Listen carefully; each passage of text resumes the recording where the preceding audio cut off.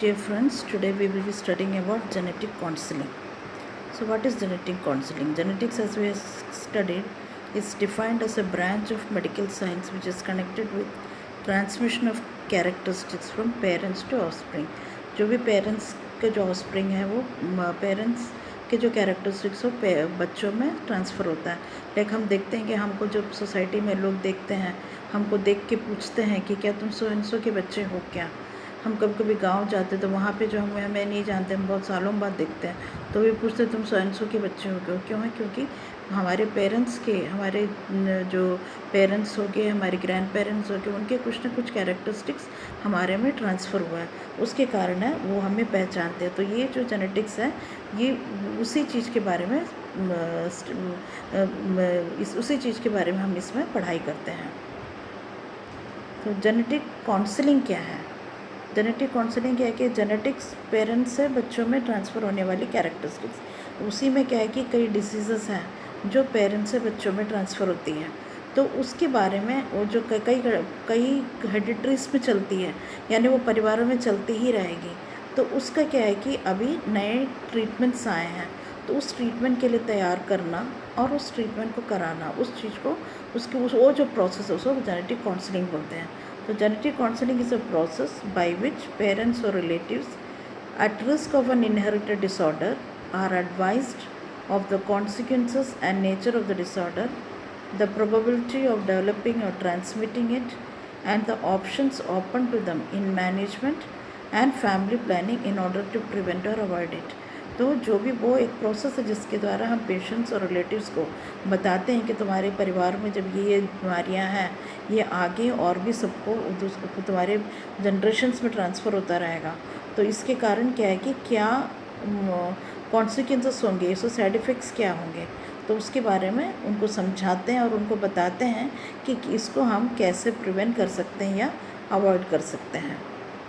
फिर क्या, it's a process of helping people. अपन से इसके द्वारा क्या हम लोगों की मदद करते हैं ताकि वो अंडरस्टैंड कर सकें, वो समझ सके और अडेप्ट कर सके जो नए मेडिकल ट्रीटमेंट्स जो आए हैं, और उसको साइकोलॉजिकली और family implications of genetic contributions of the disease, उसको हम उनको समझाते हैं कि ये डिसीज़ का क्या, ये ट्रीटमेंट का क्या कॉन्ट्रीब्यूशन हो सकता है डिसीज़ में.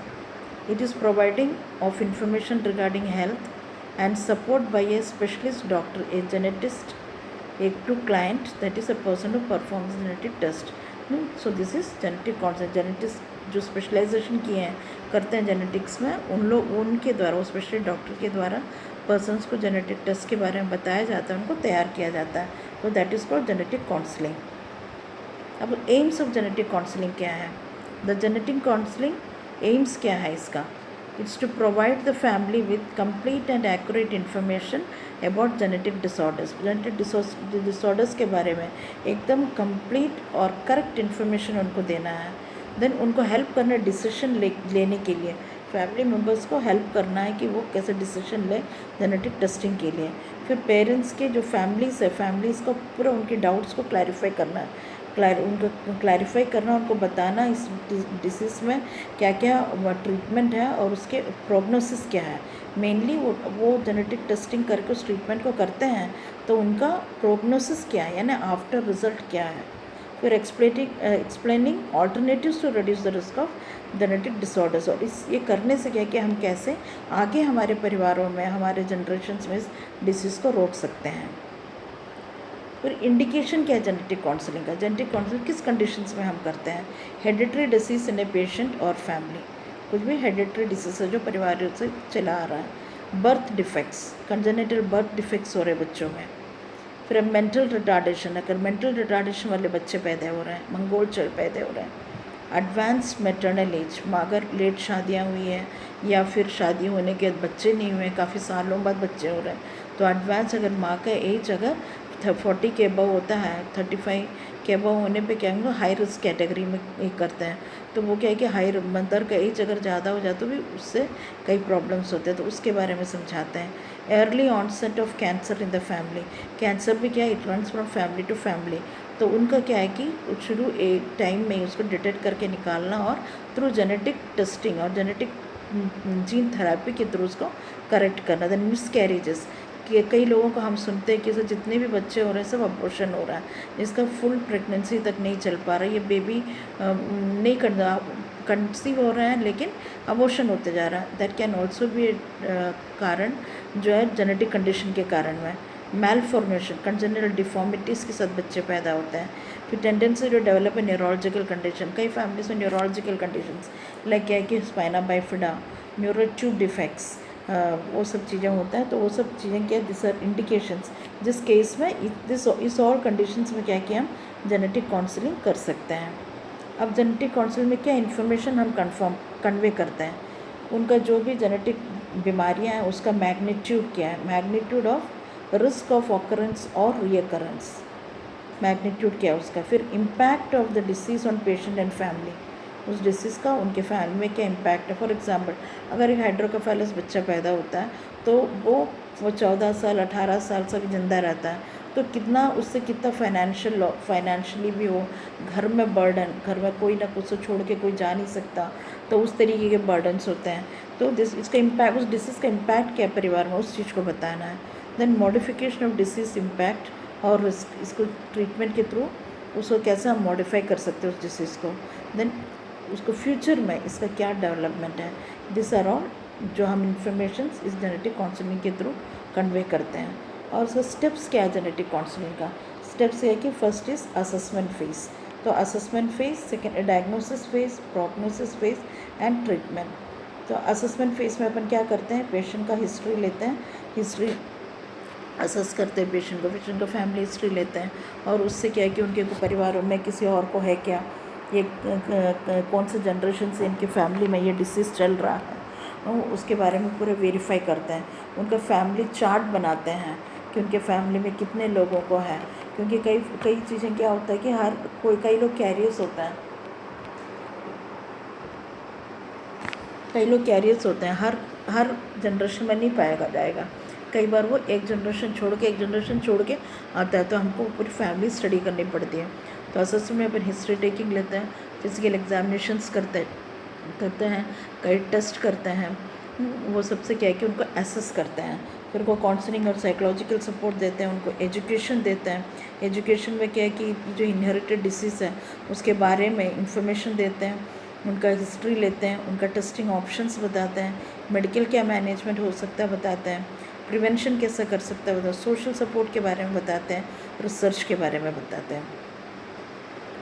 अब ये प्रोवाइडर्स जेनेटिक काउंसलिंग को प्रोवाइड कौन करता है, mainly master level genetic counsellors. Genetic जो इंजीनियरिंग, जेनेटिक काउंसलिंग, ये सब एक सेपरेट ब्रांच हो गया, क्योंकि इसमें this is means newly developed branch है। तो इसके जो जेनेटिक काउंसलर्स हैं उन लोग जो मास्टर लेवल पे MD के होते हैं, जेनेटिस्ट होते हैं, जेनेटिक नर्स क्लिनिशियंस होते हैं, जो उसी पर लोगों ने स्पेशलाइजेशन किया है। फिर अदर जेनेटिक सब स्पेशलिटी लाइक जिन्होंने PhD वगैरह किया है, ये लोग सब जेनेटिक काउंसलिंग प्रोवाइड कर सकते हैं। फिर रोल ऑफ जेनेटिक काउंसलिंग क्या है, रोल ऑफ जेनेटिक काउंसलर्स क्या है कि ये पूरा जेनेटिक इन्फॉर्मेशन उनको प्रोवाइड करते हैं। फिर ये उनके काउंसलिंग स्किल के द्वारा उन लोग क्या है कि पेशेंट के साथ एम्पैथेटिकली कनेक्ट करते हैं। एम्पैथेटिकली क्या है कि ये मेरे साथ हुआ है, एम्पैथी, हम उनके साथ, अरे ये मेरे घर में हुआ था, मेरे बच्चे को, उस फीलिंग से अपन उनको बताते हैं यहाँ से ये मेरे ही साथ में हुआ। वो एम्पैथेटिकली उनके साथ कनेक्ट होके उनको पूरा चीज़ों को सिखाते हैं। फिर गुड जेनेटिक काउंसलर के उनके they have many strengths, that is वो अपने क्लाइंट को क्या करते हैं, उनको बेस्ट इंटरेस्ट के साथ देते हैं और उनको पूरे एथिकल चैलेंजेस को फेस करने के लिए उनको तैयार करते हैं। फिर जेनेटिक काउंसलर के यूज़ नॉन डायरेक्टिव काउंसलिंग, सीधा उनको डायरेक्टिव तरह को ऐसा करके नहीं बोलते, लेकिन इनडायरेक्टली, नॉन डायरेक्टली क्या है कि उनको पूरा चीज़ें बता के उनको कॉन्फिडेंस में लेके बेस्ट सर्विस देने का कॉन्फिडेंस डेवलप करते हैं। फिर एक म्यूचुअल, जब तक पेशेंट और उनके बीच में, काउंसलर के बीच में एक ट्रस्ट, एक रैपोर्ट और ट्रस्ट डेवलप करना बहुत ज़रूरी है, क्योंकि जब तक ट्रस्ट डेवलप नहीं होगा, एक अच्छा म्यूचुअल रिलेशनशिप डेवलप नहीं होगा, वो उनको नहीं कर सकते। तो क्या है कि एक म्यूचुअल रिलेशनशिप डेवलप करना with the client, to understand him और her, to relieve any psychological distress, promote a sense of control and help find solution to specific problems. फिर assess the client's strength, value and needs, कई लोग क्या है कि strong नहीं रहता है, तो उनको काउंसलिंग करके उनको स्ट्रॉन्ग बनाना पड़ता है to face any situations in life. उनका अपने आप पे अवेयरनेस को डेवलप कराना है एंड उनके ऑन इनर लाइफ को फेस करने के लिए उनको तैयार करना है। फिर क्या, काउंसलर उनको एडवाइस देता है कैसे डिसीजन, कि उनको पूरे ऑप्शंस दे के उनको डिसीजन लेने में हेल्प करता है। परस्यूसिव इन्फ्लुएंसिव रहता है, डायरेक्टिव रहता है, कंट्रोलिंग रहता है, तो इसके थ्रू क्या है कि उनको डिसीजन लेने में हेल्प करता है। Then counsellor communicates, enables, explores, encourages, informs, offers choices, discusses, promote autonomy, is empathetic, not judgment and respectful of the client। तो क्या है कि ऑटोनॉमी क्या है, हम उनको सब समझाएंगे बट डिसीजन हम नहीं लेंगे, वो उनका चॉइस है। तो वो ऑटोनॉमी को हम प्रमोट करते हैं, हम उनके साथ एम्पैथेटिक रहते हैं, नॉन जजमेंटल रहना। हमको कभी भी उनके ऊपर ये नहीं करना है कि नहीं तुमको जज नहीं करना है, नॉन जजमेंटल रहना, क्योंकि हमको हमारे क्लाइंट को रेस्पेक्ट करना है। Now nurse as a genetic counsellor क्या करेगी? नर्सेस को बहुत इंपॉर्टेंट रोल है प्ले करने के लिए, because they are the one who spend maximum time with the patient, और वो बहुत जल्दी ट्रस्ट डेवलप कर सकते हैं, वो उनको एक म्यूचुअल रिलेशनशिप डेवलप कर सकते हैं। तो जब वो रिलेशनशिप डेवलप कर उनको एक विश्वास पैदा हो जाता है, तो क्या होता है कि they give us the informations हम पेशेंट से लेने में हमको ज़्यादा हेल्पफुल होता है। Then provide continuous support to the grieving process is appropriate, क्योंकि एक ग्रीविंग प्रोसेस है तो कंटिन्यूस सपोर्ट देना है। देन नर्सेस क्या करते हैं, they help to decrease the risk of transmitting the disorder. वो उनको समझा के फैमिली टू फैमिली वो रिस्क डिसीज स्प्रेड होने से, ट्रांसमिट होने से उनको समझा के क्या प्रिकॉशंस लेना है, क्या ट्रीटमेंट लेना है, समझा के उनको हेल्प कर सकते हैं।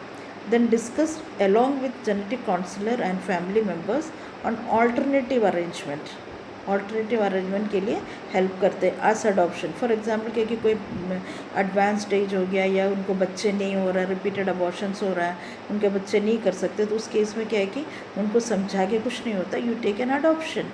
उनको अडॉप्शन के लिए एक बच्चे को गोद ले लो, अडॉप्शन के लिए हेल्प करता है। फिर आर्टिफिशियल इंसेमिनेशन, हो सकता है कि वो हस्बैंड में स्पर्म नहीं होगा या माँ में ओवम नहीं सिक्रेट होता, तो ऐसे में हम हस्बैंड में स्पर्म नहीं है तो दूसरे जेंट्स से स्पर्म लेके आउटसाइड उसको वो स्पर्म लेके मदर में उनका जो पीरियड्स हैं उसके हिसाब से, जो उनको ओव्यूलेशन टाइम है उसके हिसाब से जो है उसको कैलकुलेट करके वो सीमेन को उनके में आर्टिफिशियली इंजेक्ट करते हैं थ्रू वाया वजाइना, उनके यूट्रस में स्पेंड करते हैं, और वो कोशिश करते हैं कि वो ये करे प्रेग्नेंट होए। नहीं तो सरोगेट प्रेगनेंसी यानी मदर प्रेग्नेंट नहीं हो पा रही है, तो हम बाहर में ही मदर का ओवम और पिताजी का स्पर्म को लेके आउटसाइड में इन विट्रो फर्टिलाइजेशन करने के बाद किराए में एक माँ को लेते हैं, मीन्स एक लेडी जिसको फुल कंसेंट के साथ जो तुम्हारे लिए माँ बनने तैयार है, वो अपना यूट्रस तुमको देगी। यानी वो जो आउटसाइड में हमने जो एम्ब्रियो ये किया है, उस एम्ब्रियो को हम उस सरोगेट मदर में इम्प्लांट करेंगे, एंड दैट पूरे 9 महीने वो बच्चों को लेके ये कैरी करेगी प्रेगनेंसी, एंड वो डिलीवर करेगी, उसके बाद वो बच्चा हमको देगी, दैट इज़ सरोगेट प्रेगनेंसी। फिर prenatal diagnosis, with selective abortion. Suppose अगर माँ की हमने कंसीव कर लिया और हम जब सोनोग्राफी वगैरह करते हैं तो हम देख रहे हैं कि उसमें कुछ प्रॉब्लम्स हैं, तो उनको बताएंगे कि ये बच्चा पैदा होगा तो इसको ये प्रॉब्लम्स होगा। तो वैसे क्या है कि उनको अबॉर्शन करने के लिए हम उनको समझाएंगे, that is selective abortion, that is in case of abortion allowed नहीं है, but that is in case of जहाँ पे कि कुछ ना कुछ प्रॉब्लम्स है, may be that may be a risk to the mother's condition, और that may be a risk to baby अगर पैदा होगा तो ठीक नहीं होगा, तो उस केस में सेलेक्टिव अबॉर्शन के लिए प्लान करते हैं। फिर प्रीनेटल ट्रीटमेंट, फिर curative treatment, gene therapy, fetal surgeries.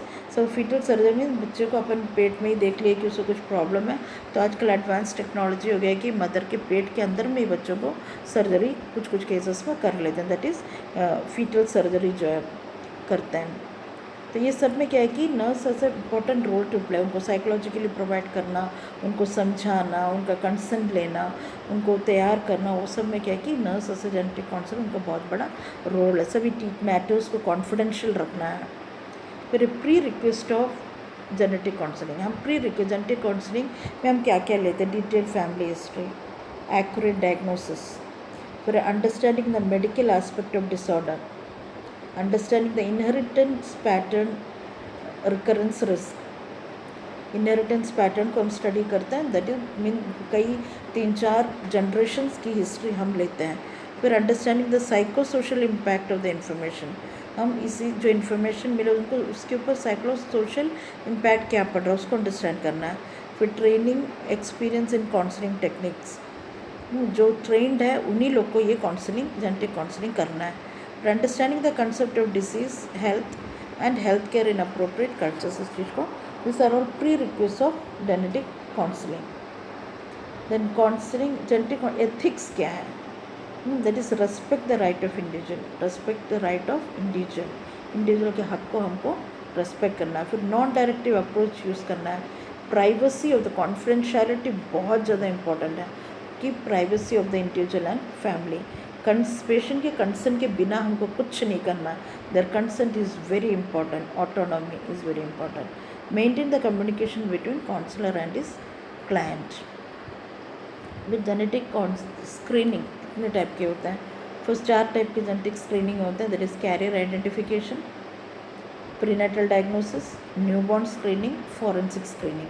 Career identification means कई जो जेनेटिक डिसऑर्डर्स हैं वो अगर एक पेरेंट को अगर ज़रूरी नहीं है कि हर डिसीज़ हर जनरेशन में आएगा, हो सकता है एक जनरेशन छोड़ के आएगा, तो उस केस में वो कैरियर रहता है। क्यों एक जनरेशन में नहीं आया? बिकॉज वो लोग कैरियर्स, जो डोमिनेंट कैरेक्टर वही बाहर में कैरेक्टरिस्टिक दिखाता है, जो रिसेसिव है वो दबा हुआ रहता है, वो नेक्स्ट जनरेशन में आता है। तो दैट इज़ वो कैरियर आइडेंटिफिकेशन करना ज़रूरी है। Second is prenatal diagnosis, mother जब प्रेग्नेंट रहती है उस टाइम में उनको डायग्नोसिस करना है थ्रू सोनोग्राफी, डिफरेंट टेस्ट करके कि कुछ प्रॉब्लम्स तो नहीं है। फिर न्यूबॉर्न स्क्रीनिंग, जैसे बच्चा पैदा हो तो उसका कंप्लीट चेकअप करना बहुत ज़रूरी है, और कुछ भी ऐसा मैल फॉर्मेशंस वगैरह है तो उसका अर्लीस्ट ट्रीट करना है। फिर forensic screening specially paternity test, माँ तो मालूम है कि बच्चे को पैदा की तो माँ है, लेकिन पिताजी का जो जब कोर्ट केसेस होते हैं, लीगल केसेस होते हैं, अगर कोई पिताजी बोलते हैं मेरे बच्चे नहीं है, उस केस में सब बच्चे का डीएनए और पिताजी का डीएनए लेते हैं और उसको ब्लड लेते हैं और फिर उसका डीएनए क्रॉस मैच करते हैं, तो उससे पता चल जाता है कि ये उसी का पिताजी है कि नहीं है, तो वो फॉरेंसिक स्क्रीनिंग में पैटर्निटी टेस्ट के लिए करते हैं। So this was all about genetic counselling. It's very important because जिस इसको जेनेटिक टेस्टिंग के थ्रू, जेनेटिक थेरेपीज़ के थ्रू अगर ट्रीटमेंट्स होने पे कई डिसीज़ को हम एलिमिनेट कर सकते हैं। तो conclusion, many disease have genetic root. इसका मतलब ये नहीं है कि सभी चीज़ों में जेनेटिक है, कई चीज़ें हैं जो आउटसाइड एनवायरनमेंट से भी डेवलप होता है, लाइक एनवायरनमेंट का कुछ इरिटेंट्स होंगे, उसके कारण भी म्यूटेशंस होता है, जीन में म्यूटेशंस होता है, उसके कारण भी क्या है कि कई डिसीज, तो सब चीज़ें हम जेनेटिक पे ही नहीं डाल सकते हैं। So many diseases have genetic root. The genetic screening is an essential issue in most stages of our life.